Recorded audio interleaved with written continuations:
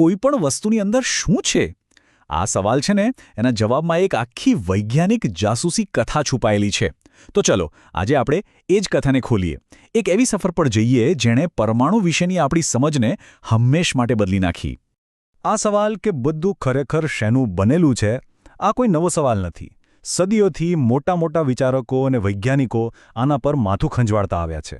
આપણે જે કંઈ પણ જોઈએ છીએ, અનુભવીએ છીએ, એના મૂળમાં છેક ઊંડે શું છે? બસ આ જ રહસ્ય આપણી આજની વાતનો પાયો છે. જુઓ, સદીઓ સુધી તો જવાબ બહુ સીધો સાદો હતો. એવું મનાતું કે આખું બ્રહ્માંડ એકદમ નાના, અતૂટ કણોનું બનેલું છે, જેને નામ અપાયું એટમ. ગ્રીકમાં જેનો મતલબ જ થાય જેને તોડી ન શકાય. બહુ સરળ અને સુંદર વિચાર હતો નહીં, પણ સવાલ એ છે કે શું એ સાચો હતો? અને પછી આ સુંદર વિચાર પર સવાલો ઉઠવા લાગ્યા. વૈજ્ઞાનિકોને લાગ્યું કે ના, પરમાણુ વાર્તાનો અંત નથી. કદાચ એ તો કેવળ એક દરવાજો છે જેની અંદર આખું નવું વિશ્વ છુપાયેલું છે. તો કહાનીમાં આવ્યો એક મોટો ટ્વિસ્ટ. 1800ના દાયકાના અંતમાં વૈજ્ઞાનિકોને એવા પુરાવા મળવા લાગ્યા કે પરમાણુ પોતે પણ નાની નાની વસ્તુઓનો બનેલો છે. જેમ કે ગોલ્ડસ્ટીને એક પ્રયોગ કર્યો. એમણે કાચની એક ટ્યુબમાં ગેસ ભરીને કરંટ પસાર કર્યો અને શું જોયું કે એમાં ધન વીજભારવાળા કણો પણ હતા, જેને કેનાલ કિરણો કહેવાયા. આ એક બહુ મોટો સંકેત હતો કે પરમાણુ ખાલી એક નક્કર ગોળો નથી, એની અંદર પણ કંઈક ચાલી રહ્યું છે, કંઈક વીજભારિત ભાગો છે. બસ અહીંથી જ પરમાણુની અંદરની દુનિયાના દરવાજા ખુલ્યા. વૈજ્ઞાનિકોએ હવે અંદર ડોક્યું કરવાનું શરૂ કર્યું, અનુમાનો લગાવવાનું શરૂ કર્યું કે અંદરની રચના કેવી હશે. તો ચાલો આપણે પણ જોઈએ કે એ પહેલી ઝલક કેવી હતી. આ કામનું શ્રેય જાય છે જે થોમ્સનને. એમણે શોધ્યો ઇલેક્ટ્રોન. આ પરમાણુની અંદરનો પહેલો એવો કણ હતો જેની શોધ થઈ. અને કેવો હતો? ઋણ વીજભારવાળો. આ શોધે તો સાબિત જ કરી દીધું કે પરમાણુ અતૂટ નથી, એને તોડી શકાય છે. અને સૌથી મજેદાર વાત ખબર છે? એ પ્રોટોન કરતાં લગભગ 2000 ગણો હલકો હતો. મતલબ સાફ હતો, પરમાણુની અંદર વજન અને વીજભાર એક સરખી રીતે ફેલાયેલા નથી. હવે આ નવી શોધના આધારે થોમસને પરમાણુનું પહેલું મોડલ બનાવ્યું, જેને પ્લમ પુડિંગ મોડલ કહેવાય છે. આપણે એને આપણી રીતે તરબૂચ મોડલ પણ કહી શકીએ. જરા વિચારો, એક આખું તરબૂચ, એનો લાલ ભાગ એ ધન વીજભારનો ગોળો છે, અને એમાં જે કાળા બીજ હોય ને, એની જેમ ઠેર ઠેર ઇલેક્ટ્રોન ગોઠવાયેલા છે. એ સમયે તો આ એકદમ ક્રાંતિકારી વિચાર હતો. પણ સવાલ એ જ, શું આ મોડલ સાચું હતો? હવે જે થવાનું હતું ને, એણે તો આખી બાજી જ પલટી નાખી. એક એવો પ્રયોગ થયો જેના પરિણામો એટલા અણધાર્યા હતા કે એણે વિજ્ઞાન જગતમાં ભૂકંપ લાવી દીધો. અર્નેસ્ટ રધરફોર્ડ, જે ખુદ જે થોમ્સનના જ વિદ્યાર્થી હતા, એમણે નક્કી કર્યું કે ચાલો આ પ્લમ પુડિંગ મોડેલને બરાબર ચકાસીએ. એમનો ઈરાદો તો બહુ નેક હતો, એ તો બસ એ સાબિત કરવા માંગતા હતા કે એમના ગુરુ સાચા છે. પ્રયોગનો સેટઅપ એકદમ સરળ હતું. સોનાનું એકદમ પાતળું, એટલું પાતળું કે એની પાછળ જોઈ શકાય એવા વરખ પર ખૂબ જ ઝડપથી ગતિ કરતા આલ્ફા કણોનો મારો કરવામાં આવ્યો.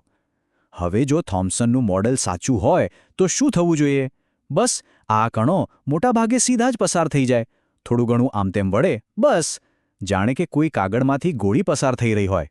પણ જે પરિણામો આવ્યા એણે તો બધાને હલાવી દીધા. હા, એ વાત સાચી કે મોટાભાગના કણો સીધા જ નીકળી ગયા, ધાર્યા પ્રમાણે જ. કેટલાક થોડાક વળ્યા પણ સૌથી આશ્ચર્યજનક અને અવિશ્વસનીય વાત એ હતી કે હજારોમાંથી કોઈક એકાદ કણ તો અથડાઈને સીધો પાછો આવ્યો. હવે આ પ્લમ પુડિંગ મોડેલ પ્રમાણે તો આવું થવું બિલકુલ શક્ય જ નહોતું. રધરફોર્ડે પોતે આ ઘટના વિશે જે કહ્યું હતું ને, એ સાંભળવા જેવું છે. એમણે કહ્યું, આ એટલું અવિશ્વસનીય હતું કે જાણે તમે ટિશ્યુ પેપરના ટુકડા પર 15 ઇંચનો તોપ ગોળો ચલાવો અને એ પાછો આવીને તમને જ વાગે. આનો મતલબ એકદમ સાફ હતો. પરમાણુ વિશેની આપણી અત્યાર સુધીની સમજ ખોટી હતી. તો આ એક ચોંકાવનારા પ્રયોગે પરમાણુના એક સાવ નવા ચિત્રનો પાયો નાખ્યો. હવે પરમાણુની અસલી બ્લુપ્રિન્ટ બનવાની શરૂઆત થઈ. રધરફોર્ડના તારણોએ પરમાણુનું આખું ચિત્ર જ બદલી નાખ્યું. એમણે કહ્યું કે પરમાણુનો લગભગ બધો જ ધન વીજભાર અને એનું વજન એના કેન્દ્રમાં એક અત્યંત નાની ગીચ જગ્યામાં ભેગું થયેલું છે. આ કેન્દ્રને નામ મળ્યું ન્યુક્લિયસ. અને ઇલેક્ટ્રોન તો આ ન્યુક્લિયસની આસપાસ દૂર દૂર ફરે છે. અને આ ન્યુક્લિયસ અને ઇલેક્ટ્રોન વચ્ચેનો જે મોટો વિસ્તાર છે ને, એ શું છે ખબર છે? ખાલી જગ્યા, બિલકુલ ખાલી જગ્યા. પણ એક મિનિટ, એક સવાલ હજુ હતો. જો ઋણ વીજભારવાળા ઇલેક્ટ્રોન ધન વીજભારવાળા ન્યુક્લિયસની આસપાસ ફરતા હોય તો એ પોતાની ઊર્જા ગુમાવીને ન્યુક્લિયસમાં સમાઈ કેમ નથી જતા? અહીં એન્ટ્રી થઈ નીલ્સ બોહરની. એમણે એક મહત્વનો સુધારો કર્યો. એમણે કહ્યું કે ઇલેક્ટ્રોન ગમે ત્યાં આડેધડ નથી ફરતા, પણ એ ચોક્કસ ઊર્જાના સ્તરમાં એટલે કે ચોક્કસ કક્ષાઓમાં જ ફરે છે. આ કક્ષાઓને K, L, M, N જેવા નામ અપાયા અને બસ આ મોડેલે પરમાણુ કેમ સ્થિર છે એ સમજાવી દીધું. હવે આ નવી સમજ સાથે તત્વોને ઓળખવાની એકદમ પાકી રીત મળી ગઈ. પરમાણ્વીય ક્રમાંક એટલે કે ન્યુક્લિયસમાં કેટલા પ્રોટોન છે એ સંખ્યા. બસ આ જ તત્વની અસલી ઓળખ છે. 1 પ્રોટોન તો એ હાઇડ્રોજન, 6 પ્રોટોન તો એ કાર્બન. એકદમ સિમ્પલ. અને પરમાણુનું વજન એટલે કે દળનું શું? વેલ, એ તો લગભગ બધું જ ન્યુક્લિયસમાં જ હોય છે. જેને આપણે દળાંક કહીએ છીએ એ એટલે ન્યુક્લિયસમાં રહેલા પ્રોટોન અને ન્યુટ્રોનની ટોટલ સંખ્યા. પેલા ઇલેક્ટ્રોન તો એટલા હલકા છે કે એમના વજનને તો ગણતરીમાં લેવાની પણ જરૂર નથી. જરા ટેબલ પર નજર કરીએ.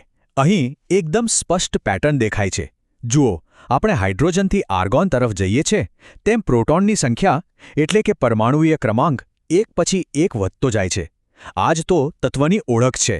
અને સાથે સાથે એ પણ જોઈ શકાય છે કે ઇલેક્ટ્રોન કેવી રીતે K, L, M જેવી અલગ અલગ કક્ષાઓમાં ભરાય છે. અને આ જ ઇલેક્ટ્રોનની ગોઠવણ એ જ નક્કી કરે છે કે કયું તત્વ બીજા તત્વ સાથે કેવો વ્યવહાર કરશે. આખું રસાયણશાસ્ત્ર, કેમિસ્ટ્રી એનો પાયો જ અહીં છે. પણ સ્ટોરી અહીં પૂરી નથી થતી. પરમાણુની દુનિયામાં હજુ પણ કેટલાક રસપ્રદ ટ્વિસ્ટ છે, કેટલાક અપવાદો છે.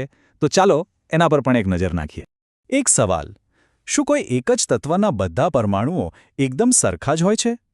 તો જવાબ છે ના. અહીં જ વાત આવે છે સમસ્થાનિકોની, એટલે કે આઇસોટોપ્સ. આ એવા પરમાણુઓ છે જેમાં પ્રોટોનની સંખ્યા તો સરખી હોય છે, જેથી એ તત્વ તો એ જ રહે, પણ તેમના ન્યુટ્રોનની સંખ્યા અલગ અલગ હોય છે. આનું સૌથી ફેમસ ઉદાહરણ છે કાર્બન. મોટાભાગના કાર્બન પરમાણુ કાર્બન 12 હોય છે, મતલબ કે 6 પ્રોટોન અને 6 ન્યુટ્રોન. પણ કુદરતમાં કાર્બન 14 પણ જોવા મળે છે. એમાં 6 પ્રોટોન તો હોય જ છે, પણ ન્યુટ્રોન હોય છે 8. પ્રોટોન 6 જ છે એટલે એ છે તો કાર્બન જ, પણ વજનમાં થોડો ભારે. અને આવો જ એક બીજો મજેદાર કોન્સેપ્ટ છે સમદળીય, એટલે કે આઇસોબાર્સ. આમાં શું હોય કે પરમાણુઓ અલગ અલગ તત્વોના હોય છે, મતલબ કે પ્રોટોનની સંખ્યા જુદી જુદી, પણ એમનો ટોટલ દળાંક એટલે કે પ્રોટોન અને ન્યુટ્રોનનો સરવાળો એક સરખો હોય છે. જેમ કે આર્ગન અને કેલ્શિયમના અમુક સમસ્થાનિકો સાથે આવું બને છે.